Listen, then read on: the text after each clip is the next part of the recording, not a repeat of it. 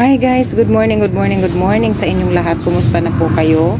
Ayan, nandito ako sa simbahan ni Father Fidel, Monday, February 5, dahil ay birthday ng aking anak na si Prince Harry. Ayan, happy birthday Prince Harry. Ayan, sa aking anak na si Prince Harry, happy birthday. Ang wish ko sa iyo, sana mag-aral ka ng mabuti, bigyan ka ng magandang kalusugan, at saka makapagtapos ka ng pag-aaral, at sana maging mabuti kang bata sa iyong mga magulang. Ayan, happy birthday Prince Harry. Ayan, nagsindi na ako ng kandila. Ayan, thank you so much. Ayan, nandito ako sa simbahan pa ni Father Fidel. Mag-alas 8 na, pumasok na ako sa loob ng simbahan ni Father Fidel. Ayan, pinag-pray ko ang aking anak kasi ito ang the best. Ang the best yung ipag-pray mo ang iyong anak. Ayan, pasensya na kayo guys kasi pasensya na nak. Alam mo naman na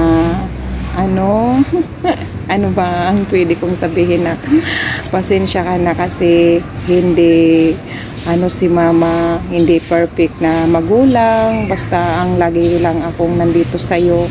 Lagi ko lang ipinagpipray ang iyong kinabukasan, lagi ko lang ipinagpipray na sana maging mabuting bata kayo ng inyong mga kapatid, lagi kayong proteksyonan ni Papa Jesus, na sana maging maayos ang inyong kalusugan sa araw-araw, at ang inyong sana maging mabuting bata kayo, kasi alam nyo naman yun ang the best, na sana maging mabuti kayo, yung maging mabuting bata, makinig sa magulang at may magandang kinabukasan. Ayan nak, andito ako sa simbahan ni Father Fidel. Ayan, nandito na ako guys sa may simbahan ni Father Fidel. Ayan, thank you so much. Maraming salamat. Walang tao dito. Ayan, andito na ako sa may simbahan ni Father Fidel sa loob. Ayan na guys. Ayan. Walang takatao-tao pa dito guys sa simbahan ni Father Fidel. O diba?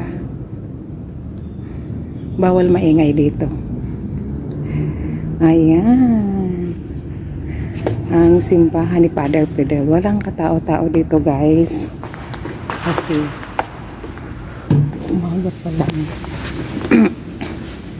umaga pa lang guys. Ayan, nagdasal na ako kanina para sa aking anak na may birthday, para sa aking anak na lahat po ng aking mga anak. Ayan, thank you so much. Ayan, labas na tayo guys.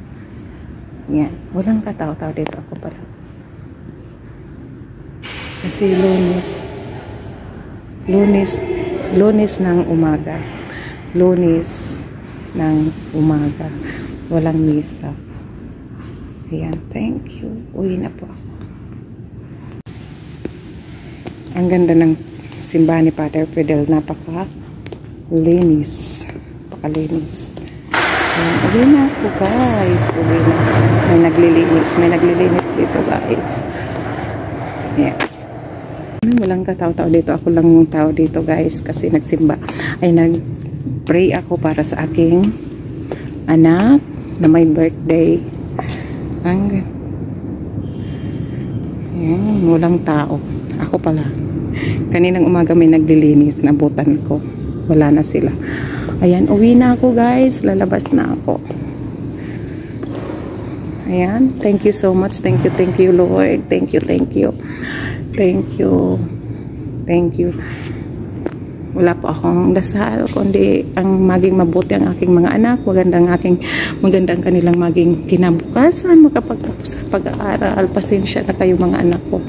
Ayan, hindi naging perfect na magulang si Mama Ems. Ayan, palabas na si Mama Ems. Nakapag-pray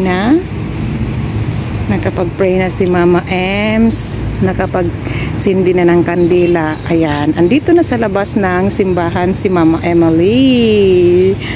Ayan, ang ganda ng mga halaman ni Father Fidel. Ayan. Ang ganda. O, naabutan ko dito kanina yung ano, yung naglilinis, nagdidilig ng mga halaman. Ayan, ang ganda niya. Ang ganda. Nahalata ko, guys. Ang ganda. O, diba? Tahimik yung simbahan ni Father Fidel kasi Monday ngayon. It's a Monday, February 5. Ayan, happy birthday aking anak na si Prince Harry, ang aking pangalawa na top 1 sa kanilang school. Ayan, thank you so much Prince Harry kasi nag-aaral ka ng mabuti. Ayan, huwag ka sanang magsuko sa mga kahirapan ngayon. Ayan, ang simbahan ni Father Fidel. Ayan, thank you so much. Ayan, ito ang aking regalo sa aking anak.